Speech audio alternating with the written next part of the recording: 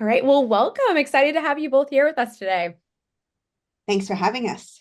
Great Yeah. to see you. Well, we are going to be talking about events. Probably no surprise for folks that are in the wealth management community. I'm sure these faces are familiar.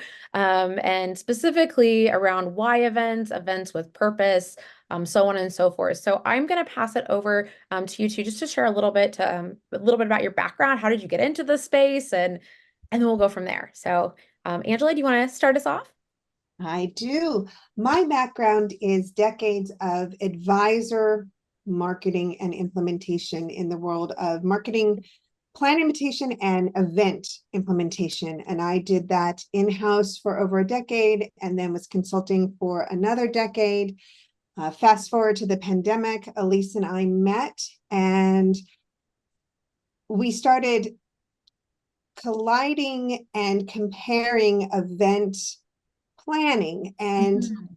back in the day, strategy wasn't really a piece of the Yep. event planning implementation in the advisor world. And Elise's background was all event strategy. So when we met, it was, chocolate and peanut butter were better together because now we bring event strategy to the FinServe ecosystem. Love it. And Elise, how about for you? Love to hear a little bit more. So, yeah, I was not born and raised in the financial services market. My background is in the sports, entertainment, and higher education marketing world.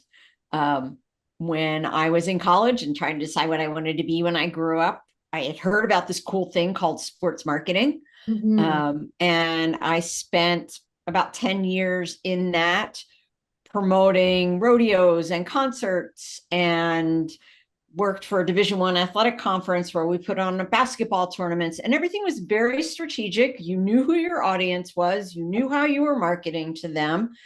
And when I kind of got out into the big wide world, I would go to these events and go like, yeah, I'm not the right person to be here. Like, what's the deal? So I started thinking about this whole idea of the event marketing strategy. And like Angela said, when she and I met, I was like, I know folks in financial services do a lot of events, but like, why do they do them? Right, right. Well, because like their coach told them to, You're or supposed to check in the right, box. Yes. exactly. And it just, so the conversation evolved into this, like this strategy and understanding why and understanding who you're doing the event for Yep. and talking, and we'll talk more about this, but like talking to them in the channels that they use. Yep. Um, and really, when we came together and created event advisors, it's being able to share Angela's experience in the wealth advisory space, my experience in strategic marketing, and really helping everybody in what we call the FinServe ecosystem have events that have purpose, that are actually have their own sets of goals and tied into their business strategy. Mhm. So they don't get a bad rap anymore. We love events. We hate that people like say they're expensive and they hate them. I get it.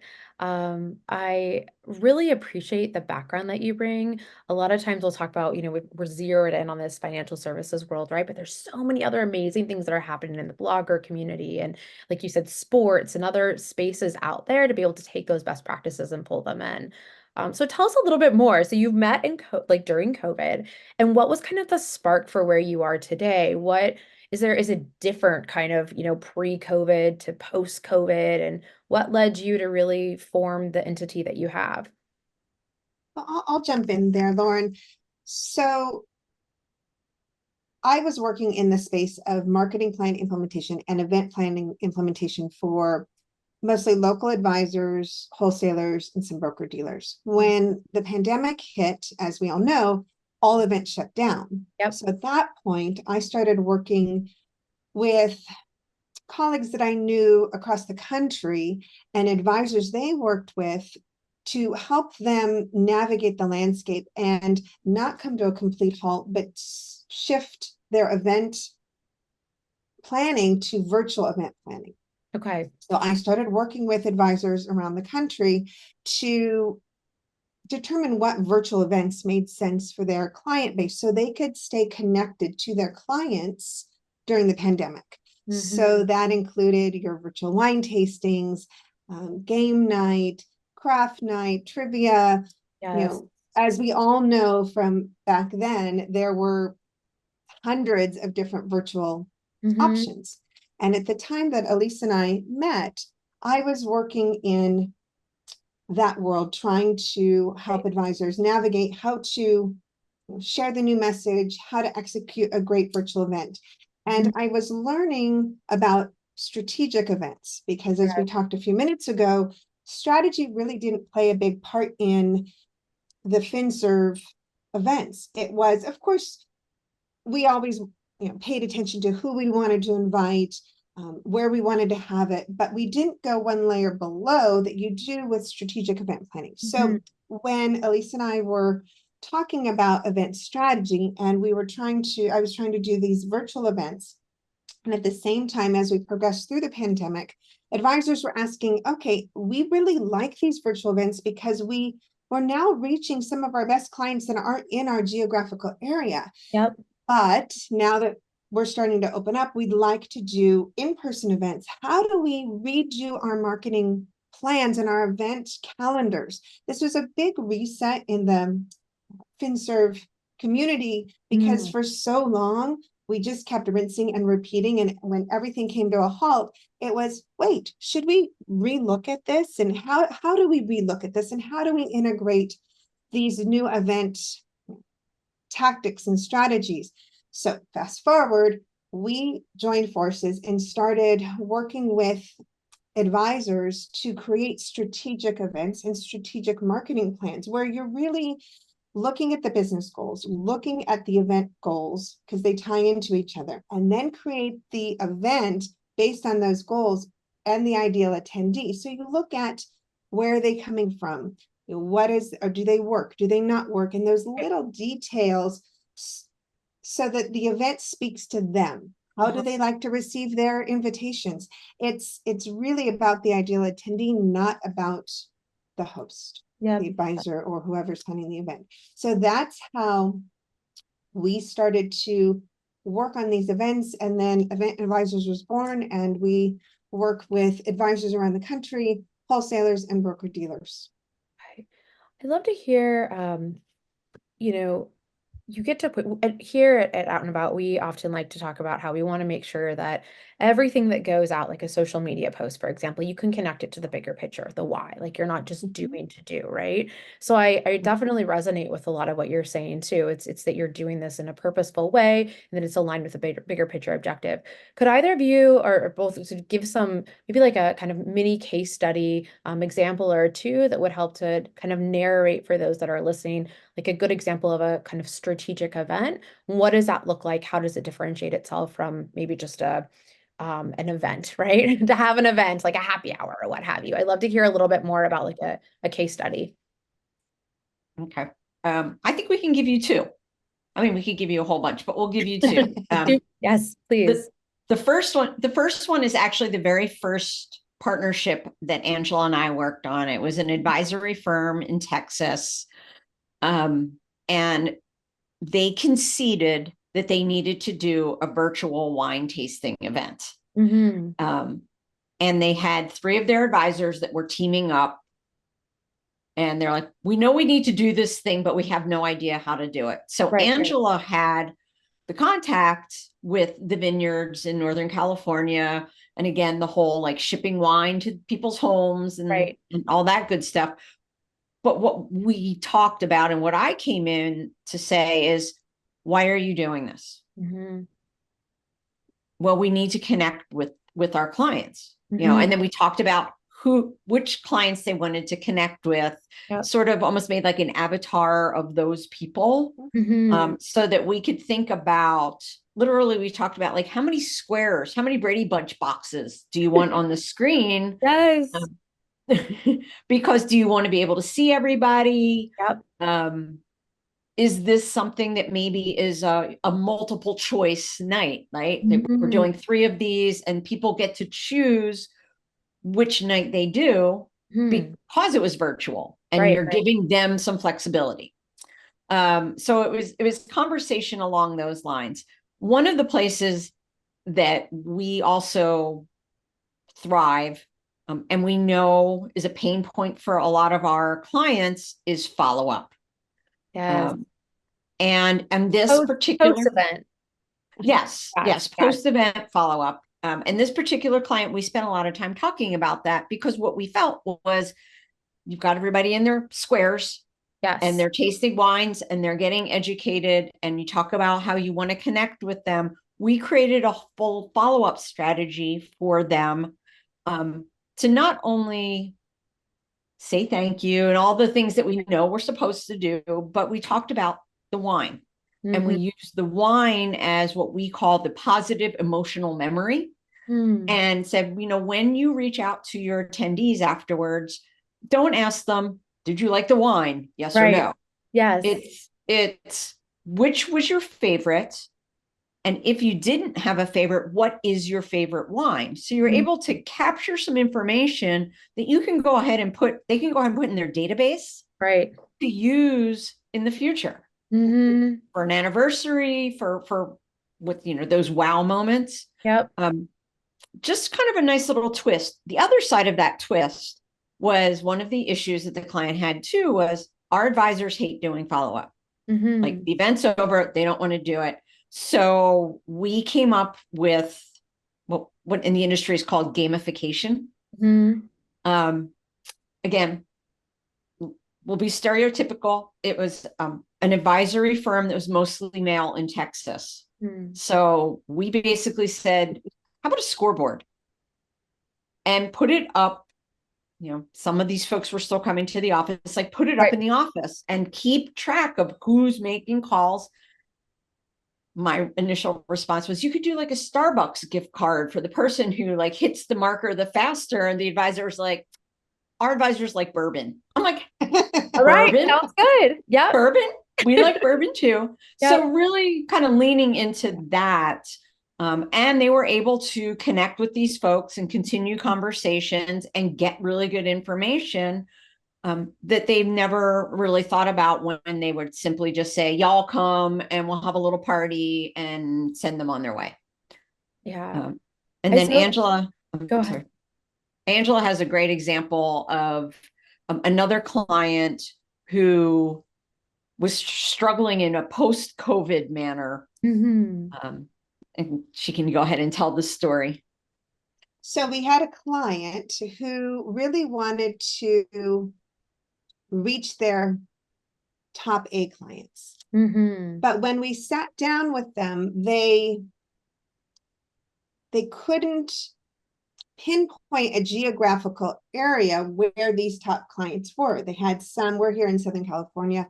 They had some in Orange County. They had some in LA. They even had some in San Francisco. Yep. So to do an event, a large client appreciation event, Yep. and expect people to come from the different areas, it's not likely. So they had kind of put the stop there, going, we can't have one Hmm. because we have clients in Everywhere. three everywhere. Just So when so common these days. very, Yeah. Exactly. very. And so we sat down and said, well, we need to have a different mindset because Hmm. yes, you can have a client appreciation. It doesn't need to be like the advisor next door upstairs down the street. It Right. doesn't Right. have to be 100-person, summer party, whatever it might be. So we actually sat down with a map of the different areas and had them dot the cities and the areas that their top clients were in. And Yeah. what we did is we created a model. We started with San Francisco because that really had the biggest cluster. Yep. And we looked at this map, physically looked at the map with the dots Hmm. and considered traffic times and So work smart. Yeah. schedules and came up with an event and a location that would work with everybody. And we Like looked at the that's a map. preferences. So figuring that out. My goodness. Okay. So then what we did is we figured out where we wanted to have the event, but what type Yep. of event. So we brainstormed and talked through the characteristics of these households, of these clients. Hmm. And you're going to think all we do is wine events, but No. this was a common interest. They liked fine wine, they liked great food. So we came up with a small, intimate wine pairing dinner Mm-hmm. up in Northern California. We had 10 people. So Mm-hmm. we're not talking large, we're talking very intimate because that's where this cluster was. Right. And everything from the personal invitation to the follow-up confirmation to when they walked in and were greeted and sat down and who was seated next to each other. All And thought it through. wasn't a sales pitch. There was no business discussed at all. It Right. was just coming together, deepening that relationship, creating the community within that with between the other Yep. clients. And we were told that the restaurant actually had to ask them to, they were shutting down. They had such a good time. They were there well past 11, and I think they started at 7. And it was just this great experience. And the sommelier had given them a gift to let them track what they liked about each wine, what they didn't like about Mm-hmm. the wine, helped kind of spur some ideas for maybe future travel. So they left with this whole package in this positive emotional memory that we touched on earlier that really created such a great experience, Yep. something they can talk about with their friends and with the advisory firm, for years to come. And it's just, again, it was a positive and a strong return on the moment. It was Yeah. a success. What I love about that story is that through the narrative, you were able to identify the points of friction of like, well, who do I sit next to? Am I going to have an interesting dialogue? Like, was it easy to get to? All these kind of things that were thought through. And as you're reducing the friction, that helps to make it much more seamless for everyone. So just that's very much, it's easier said than done. And then at least I also appreciate just I think the level of personalization that you all are adding to those different events as well. And specifically in your story, you were like, okay, the follow-up is key, right? But that personal follow-up is key. But we have to motivate action. And we see this too. Like, you can have the best event, you can have the best whatever it is. But if you're not getting people there, and if you're not doing the follow-up, then it's going to fall flat. So it's really got to be this Mhm. collaborative effort. It's like putting together a CRM. You've got to have people that buy into it in order for it to be able to take off, just to kind of create maybe a familiar parallel example for those that haven't done events before. So Absolutely.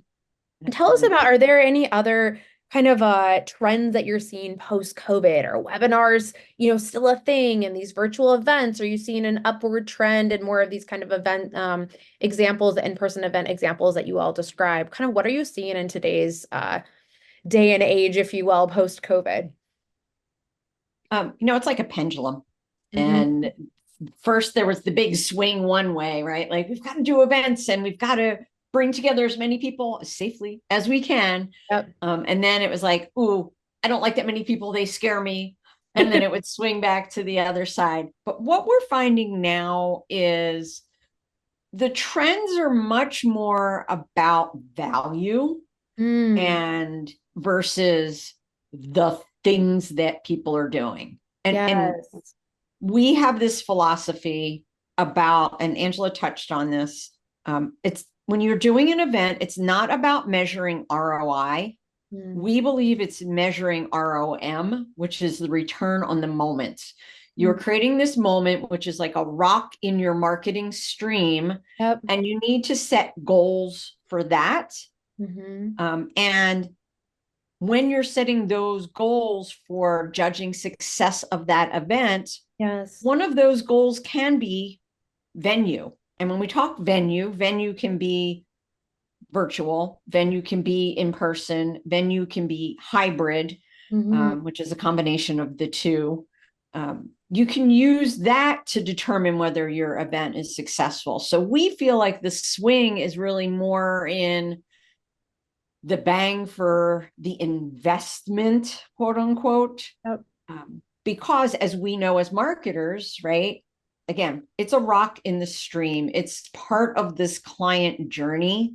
If you're trying to measure ROI, you're really dependent on somebody else taking an action Yep. to determine, well, I spent X, I made Y, but maybe they're not ready to invest with you yet. Maybe this is an opportunity where it's a client who maybe has some funds someplace else and they need to get to know you better.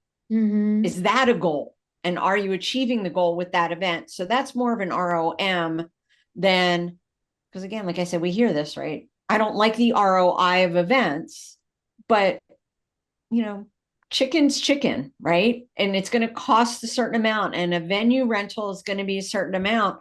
Yep. So instead of trying to measure success that way, our model is return on the moment. Mm-hmm. Yeah. You No, know, Lauren, go ahead. I'd love to jump in there as well. You had asked about the trends, and we actually prefer to stay away from the trends, which is actually what, I don't want to say got us in trouble, for the decades prior to us, implementing strategic events. But for those decades, the natural tendency, at least that I experienced, because FinServe is really all I know, is we were very trend driven. This advisor did that. Oh, I want to do that. Or my coach Shiny said that, object. yes. And so we like to steer away from the trends because it may not be a great fit for that Yep. advisory practice, or the wholesalers, doing an event for the advisor, or the broker dealer doing a team building for their advisors. It really boils down to the business goals. Mm-hmm. What are the business goals? Are you trying to deepen relationships with female clients? Are you trying to do generational planning campaigns? What are your goals? Mm-hmm. And create the event goals based on that. And the attendee, the ideal attendee, who are they based on the goals? Then you build what type of event Yep. is best for that group. Just like in the example from Northern California that I had mentioned, is they wanted to do a large client appreciation event because they had seen other advisors do that. But when you peel back the curtain and look at that specific practice, it Yep. wasn't a good fit. It was a trend, but it wasn't a good fit for them. What Mm-hmm. was a good fit for them is what the attendee wanted. And Yep. that was intimate, their local area. They didn't want to fly, from Northern California to Southern California. So that's really what we look at.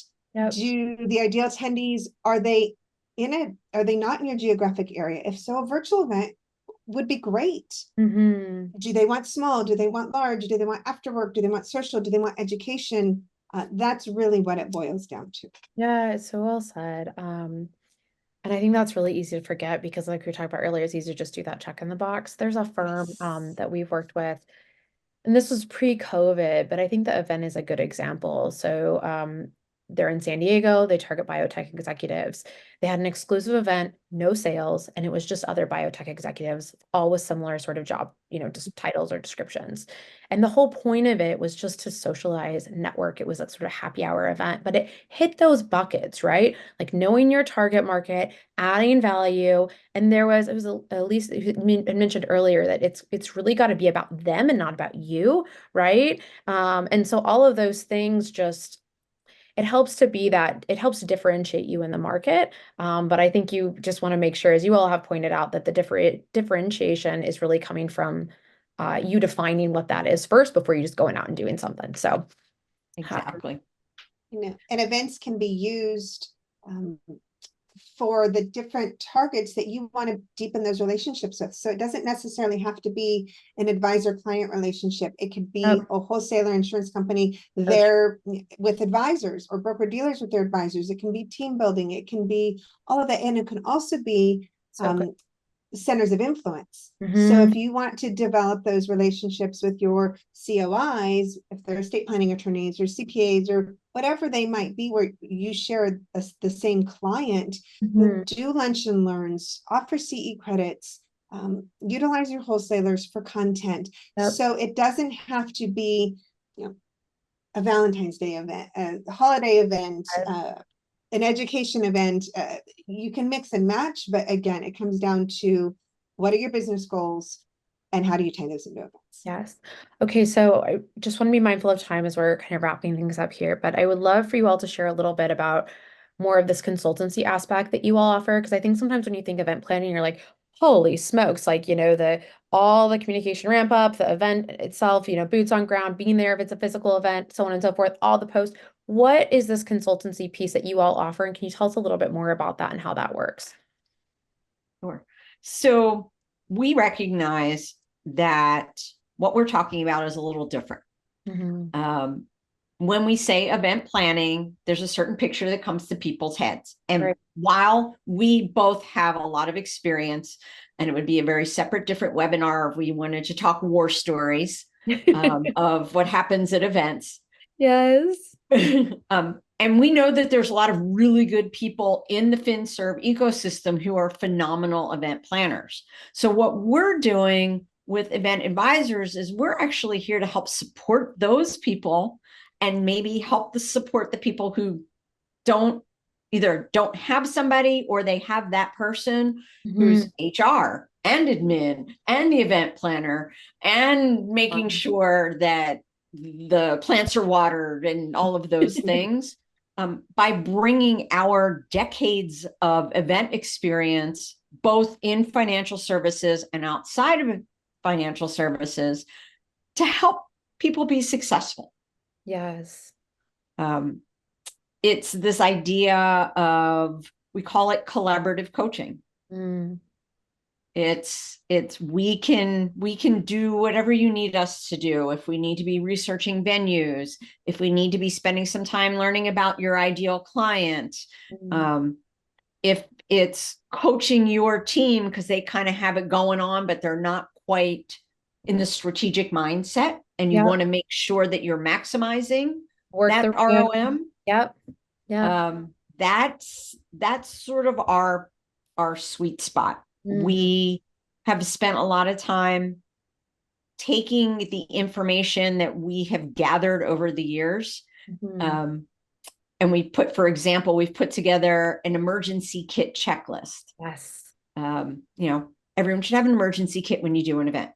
Just sort of, that's a little sidebar. We can talk, if you don't call us, we'll talk about that.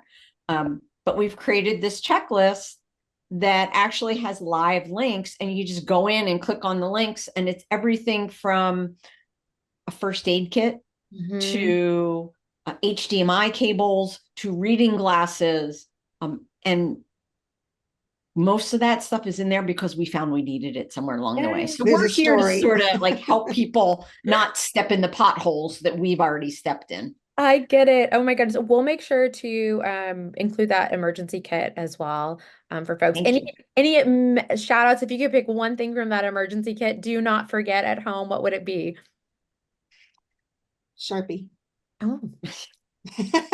I'm sure. I mean, there's so many different choices. Sharpie is a great one. Rubber band is a great one. Duct tape. They're all Yeah. great.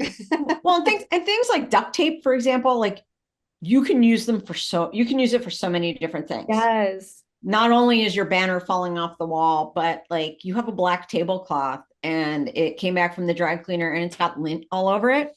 Take that duct tape, turn it inside out. It's a lint cleaner. Yeah.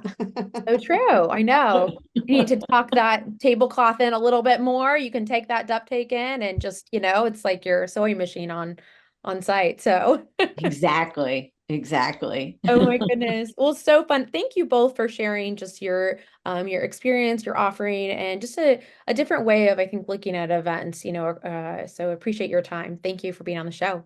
Thanks for Thanks having so us. much.